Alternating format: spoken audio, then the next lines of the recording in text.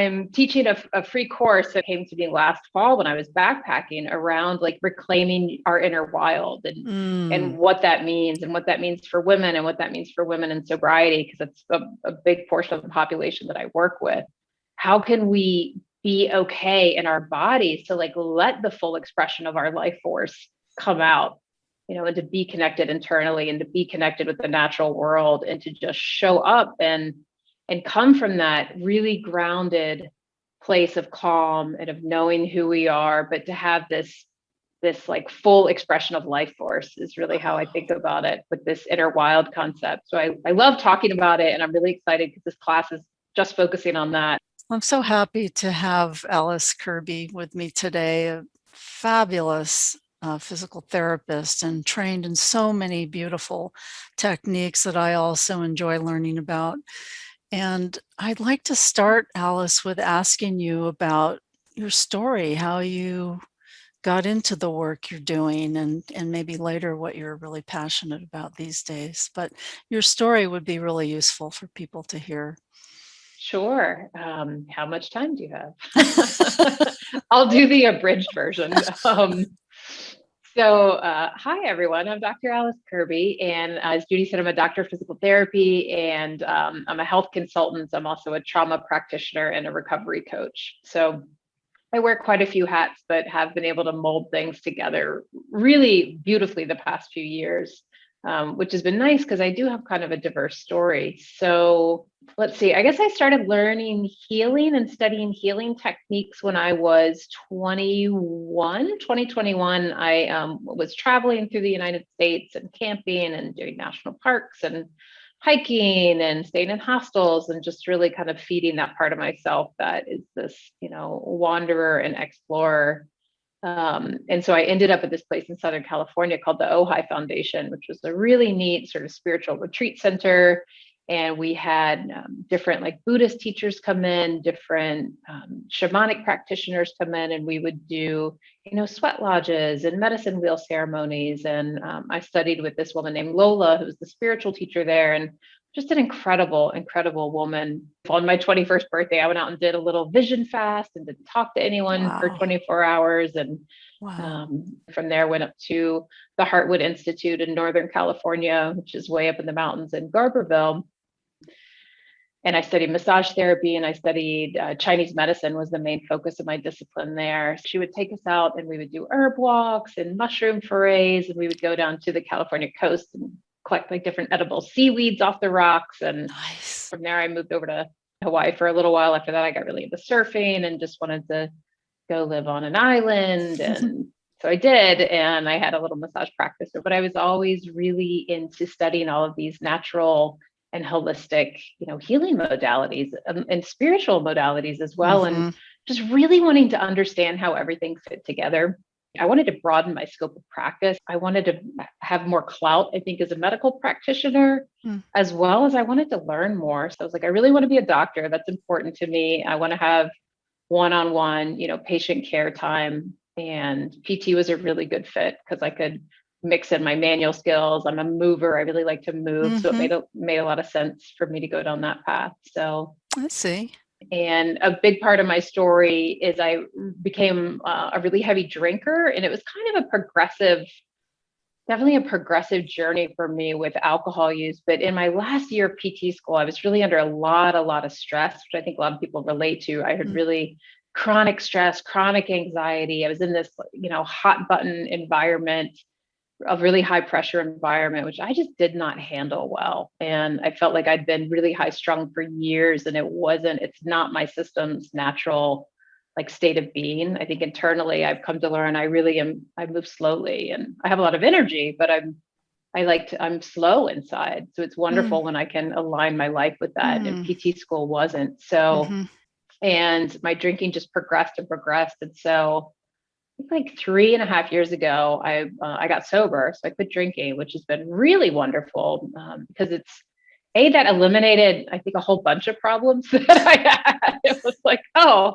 great. Everything's better. All my relationships are better. I feel much better in my body. And even a lot of physical issues. I've had some chronic back pain and chronic inflammation. And, wouldn't you know it, you remove this inflammatory substance of alcohol, and all of that gets much better.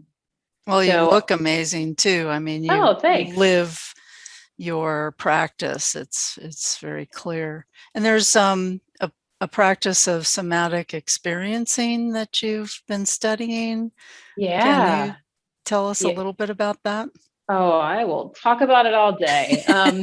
So it was really pivotal for me because around that time when I was getting sober and really was struggling, it was a difficult thing for me. There'd been a lot of loss and destruction in my life. And so I started working with a therapist at that time. And she's a somatic experiencing practitioner, which Oh, I'd I see. never, yeah, that's how I How found do you it. describe it? It's a modality that was developed by Dr. Peter Levine, who is one of the kind of one of the people at the forefront of the trauma movement, if that's a thing. So it's a bottom up approach to work with healing trauma and healing chronic stress by working with the autonomic nervous system and lower brain structures. So essentially, instead of doing a lot of like a top down approach, would be something like cognitive behavioral therapy, where Mm-hmm. we're what's going on in the brain, what are the thoughts, and can we implement change? And this approach works more with those underlying structures of the autonomic nervous system, the body's physiology, and like the cranial nerves, the brain stem. And so it's a modality to heal trauma, but also to heal that long-term chronic stress, which is why I think it appealed to me so much, because I I'd see. been riding that high level of stress. And I do think it's an important distinction to make when we talk about trauma, to note that, trauma can be like a big incident or, a horrible accident or, sexual abuse or any kind of abuse, but trauma can also be the little things that go on day to day to day that just are not us being aligned with who we truly are inside. Mm-hmm. Trauma can be in the perception of the event. So even as a kid, if our neighbor's dog barks at us, even if we were never in any danger, maybe the adult didn't see that as traumatic. But if our nervous system takes that Mm-hmm. in as like threat, I'm in danger, just that we don't complete these threat response cycles. So we can again use the example of the dog, of say the dog's coming at us, we're a kid and we're so scared, there's all this built up trauma in our body. We go into a sympathetic nervous system state, our fight or flight is on, we're probably, bracing like I'm doing now. I'm kind of doing this Mm-hmm. example with my own body. And then if it doesn't get a chance to actually do that physiological completion, which typically is, you see this with animals in the wild, like shaking or little trembling movements a lot of times. And so if the body doesn't have time to go through that whole cycle and come back down and restore itself back to a baseline, then it's like our body stays stuck in that incomplete defensive response or incomplete threat response. Mm-hmm. And then if we have another trauma, that gets added on to that, and so on and so on and so on. That's why things like Right. complex PTSD is so damaging, because it's like we never had that return to any kind of regularity or normalcy. Especially there. Yeah.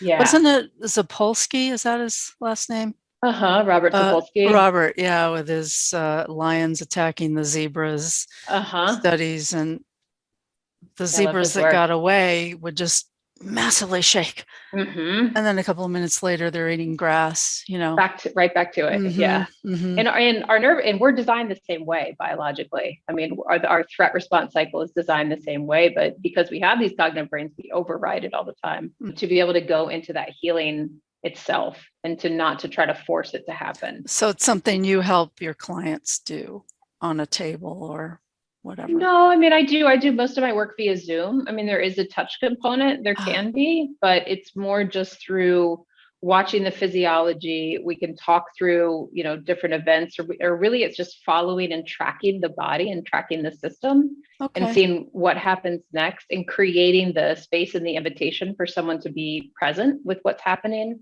as it's happening. Because our system is maybe 10 steps behind. And that's why really being able to be present with someone and do some of this work, and there's tools and techniques that you use to facilitate the movement of the nervous system in a way that's safe for the person and feels is contained, and it doesn't go too quickly, Wow. so that they can kind of let that energy, that stored trauma response, actually move through the body. Beautiful. Have you had any challenges with building your business or building your confidence level the way a lot of us have? Do you have any suggestions or a story to tell? Oh, and definitely, yeah, it's a struggle. It was a struggle for me yesterday. Like and some days are like that. Yeah. I think one of my biggest suggestions is like mindset. It really is key. And I had so many coaches say that to me when I was first starting. I thought it was really annoying. I'm like, my mindset's fine. I just want techniques. Like, how do I get clients? How do I Mm. figure this thing out, that thing out? But it really is like you've got to believe you can do it. And you need to, I think, create a support team around you, have some other entrepreneurs in your life that tell you you can do it, that remind you of how you've been doing it. And I also think it's really important to keep a collection of any clients that you've worked with, or even if you're just starting out, if it's people you've worked with for free, or even your own story. Because in the beginning, that's what I had, was my own story. So I'm Right. like, I know this works because I'm living proof of it. Right. And now that I've worked with more clients, I'm like, oh, I have more and more sort of evidence, which I like as an evidence-based practitioner. But to take, I get testimonials from people, or even sometimes people just send me an email or a message and say, hey, this thing has really helped me with XYZ, or thank you so much for this, Ah, or they'll comment on my Facebook post, and I screenshot those and I save them and I put them in a folder so that when I have a bad day or a hard day, which I did yesterday, I can go and look at those and remember, like, this is why I'm doing this work. This is why it's important that I continue to do it and I don't just give up. And I think we all need that, because there's going to be hard days. Being an entrepreneur is challenging. There's no, rule book or no like playbook that you do A and then B happens. Like, you really have to be flexible and be, able and willing to pivot and move and change. And it's I it's a love that lot. idea of a support structure, whether it's entrepreneurs like us or a mentor, certainly someone who's Hmm. already done it. Yeah. It's so helpful. And Some for kind me, of it's always the community. tech issues that Yeah. throw a loop for me. But It's a whole other ball game. I had mhm. just two like angry messages yesterday that seemed really unwarranted and really caught me off guard. And I was like, why am I To doing this? you, or a post that you had done or something. Yeah, to me, I sent them a message out, and then I'd gotten two back that were just really, I felt very attacked personally, and I'm a Mm, sensitive person, and the people, and hmm. it really, that stuff can really affect you. And it's, as best you can, you let it roll off your back. But I actually have one of my good girlfriends who lives down in Mexico, and she's an entrepreneur. She has a bookkeeping business, and she had some stuff up. She's like, I really just need to talk to someone who gets it. So we had a nice Yeah. talk. And I think it's great to have a friend like that, or a colleague like that, who knows what it's like. Bounce off, practice. I think one thing that's really helped me in that regard, I remember the first time it happened, it was on LinkedIn. Some woman just got on my case and wrote this lengthy post back about some science that backed up her. So, I was like, oh my God. Just now knowing that hurt people who've been hurt, Yeah. don't know any other way other than to pass on the hurt. I had a long story of that with my mom.